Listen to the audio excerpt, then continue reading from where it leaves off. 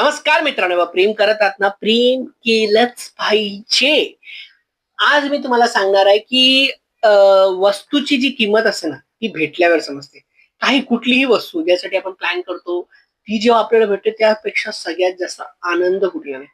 पण मनुष्य, पार्टनर ज्याच्यावर तुम्ही प्रेम करतात, त्याची किंमत नेहमी तो गेल्यानंतर समजते. त्यामुळे मित्रांनो, आज तुम्ही त्याच्यावर चिडचिड करत असाल, आज तुम्हाला तिचा राग येत असेल, पण तुम्ही नेहमी पॉझिटिव्ह राहा.